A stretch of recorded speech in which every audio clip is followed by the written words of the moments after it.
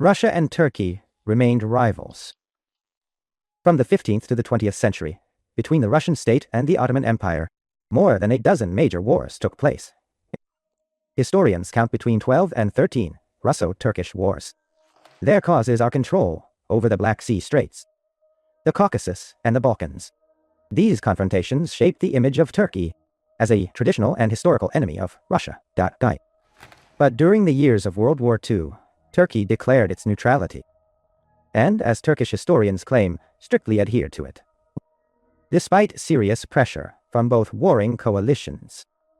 And here, look at this clever move. Well, only in February 45, when the Soviet troops, were practically standing near Berlin, Turkey declares war on Germany, and accordingly then on Japan.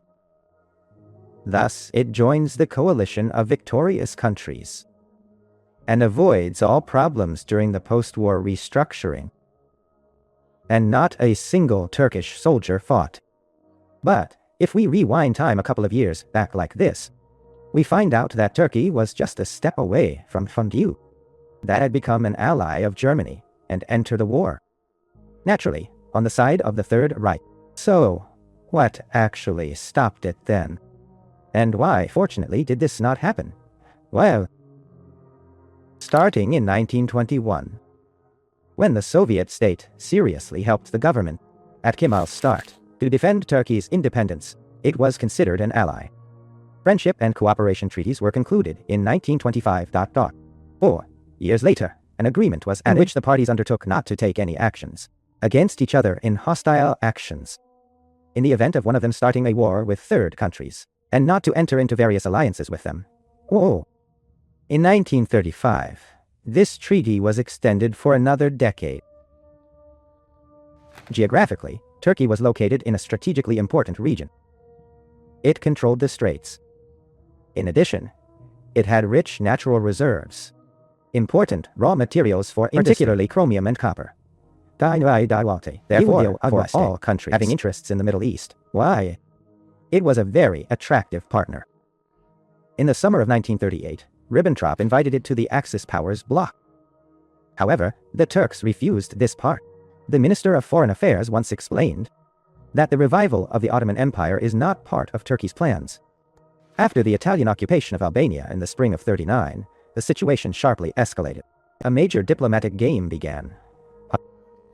Turkey conducted negotiations like the USSR. This was the case with both Britain and France. The conclusion of the Soviet-German and then the subsequent larger division, concerns were perceived in Turkey. And already by mid-October, Turkey entered a military alliance with Britain and France.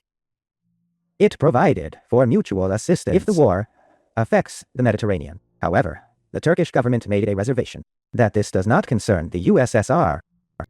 When Italy joined the German invasion of France, Turkey refused its allied obligations and declared its neutral status.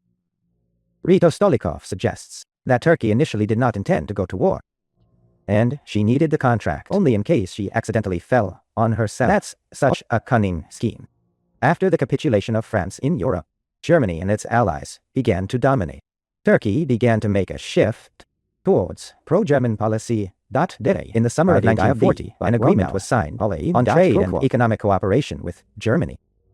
In the spring of 1941, Germany and its allies occupied the Balkans and reached Turkey's border. Nevertheless, Turkey tried to maintain neutrality, refusing to provide passage to the fleet and forces, both to the Allied troops and to the Wehrmacht. It's pretty straightforward. In fact, Turkey feared both the German and the Soviet invasion. Neither the Wehrmacht nor the Red Army. The Turkish army could not resist at that time. Now it has the second largest NATO army. Back then, everything was much simpler. Therefore, such a strange, even to some extent a comical situation arises. On the eve of Operation Barbarossa, Turkey signs a non-aggression pact with the Third Reich. And this does not break Britain's Allied agreements, which at this time is waging a direct war against the Third Reich. The plane and the Luftwaffe will quite likely make it to London. This is such an attempt to sit on two chairs, as one might say nowadays. The invasions that began with the Soviet Union were met with enthusiasm in Turkey. Of course, they attacked a geopolitical adversary, the Minister of Foreign Affairs who signed the pact. According to the British ambassador, he was as happy as a child, and even had to turn off his phone for a day, because he was called non-stop to be congratulated on his success. The mood was uplifted. There was no doubt that Germany would quickly and easily win the campaign in the east. They in Turkey had no doubts. But now the fury also subsided quite quickly. Just 4 days later, Turkey recalled its neutral status. Despite Berlin's pressure, the Turkish leadership was afraid to engage in conflict with the Soviet Union. There was clearly not enough combat power for this.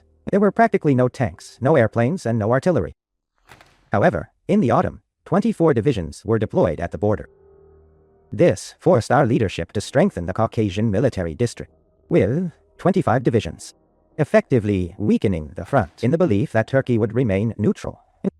Of course, he did not believe them, especially after Turkish commanders visited the Eastern Front, which ended with a meeting with Hitler. Returning to Turkey, the general staff officers literally began to urge the president to attack the Soviet Union. They say there is practically nothing left of it, and we need to get to where Lyoshka's skins are, with 2 still alive. But the president turned out to be more far-sighted. The president responded to Reichstag approximately as follows. He said, "Of course, we will attack and help you, but we need time. We need to strengthen the army, carry out mobilization, and so on." And in Turkey, mobilization has indeed begun. But in reality, the president of Turkey was waiting. He was still waiting for a turning point, to be absolutely sure and join the coalition of victors. At the beginning of 1942, the Turkish army had grown to millions of soldiers. And already in spring, 750,000 troops were concentrated at the border. In April, the Soviet command sent several more divisions to Transcaucasia, 6 aviation regiments and a tank corps. And on the 1st of May, the Transcaucasian Front was created. It is hard to say if the German offensive would have been so successful if all these forces had been on the Eastern Front. Despite this, the Turkish leadership did not hurry to start military operations, wisely deciding to see how events would unfold. According to the official version, Turkey decided to enter the war only after the fall of Stalingrad. And the reason for the prolonged successful operations of the Soviet special services, threatening to incite a Kurdish uprising on Turkish territory and feeding the Turkish leadership with disinformation. About the 50 Soviet Far Eastern divisions redeployed to the border. They simply did not dare to start a war under these conditions. There is an opinion that Turkey simply could not reach an agreement with the right, who would gain control of the oil-rich Caucasus regions after the victory. The main incentive for Turkey to fight. In any case, after the success of the North African allies and the crushing defeat of the Wehrmacht near Stalingrad, the desire to fight among the Turks completely disappeared. The concentration of Turkish troops near the USSR border. The president quite clumsily explained the concerns, the heights of the German paratroopers. The last time, the idea of entering the war on Germany's side and attacking the Soviet Union crossed the minds of the Turkish leadership on the eve of the Battle of Kursk. And perhaps, if the Germans had won then, Turkey really could have invaded the Soviet Union. But fortunately, this never happened. I explained this in detail in the videos about the Battle of Kursk. They are quite detailed and interesting. I will add all the links in the description below the video. Now they are persuading Turkey to start the war. The Allies have already taken action against Reyhan. Britain was making particular efforts.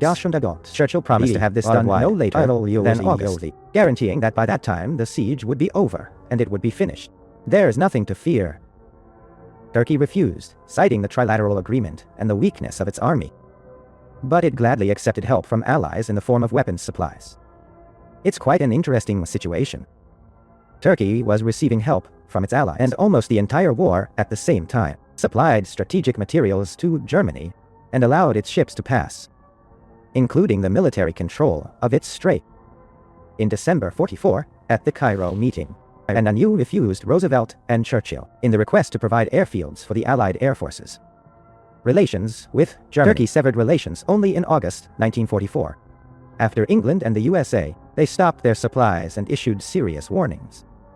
And at the end of February 45, Turkey managed to jump on the bandwagon at the last moment, just a week before the deadline set for the Allies to enter the war. On the side of the coalition for countries wishing to participate, with the creation of the UN, she declared war on Germany and on Japan. Overall, Turkey showed an outstanding example of skillful maneuvering, in reality not being part of the anti-Hitler coalition. Not even a day was in fact a neutral ally of Germany throughout almost the entire war. It turned out to be among the winners. If we summarize our video, then we can confidently state that Turkey's sympathies were truly on the side of the Axis countries. But not for any political beliefs, nor is it due to any special affection for Nazism or fascism. There are no personal matters connected to Hitler. It's much simpler. Two factors played a role. The first factor is plain greed. And the Turks wanted to get their share of the bear's skin in relation to the Soviet Union. And the second factor is the desire to stab the back of a long-standing enemy. As the saying goes, the enemy of my enemy is my friend. Therefore, in a sense, this alliance could have been spontaneous. But fortunately, this did not happen. And here, friends, lies the great merit of the Soviet soldier. For if Turkey had sensed not even weakness, but hesitation, she would have immediately taken advantage of it. And moreover, they had more than enough of a path for an attack. And the issue of invasion would only arise a few times a week. But if you think I'm wrong, please share your opinion in the comment. Like the video if you enjoyed it. And be sure to subscribe to my channel. Because this way, you definitely won't lose it in the recommendation feed. You know best who to send this video to. Bye.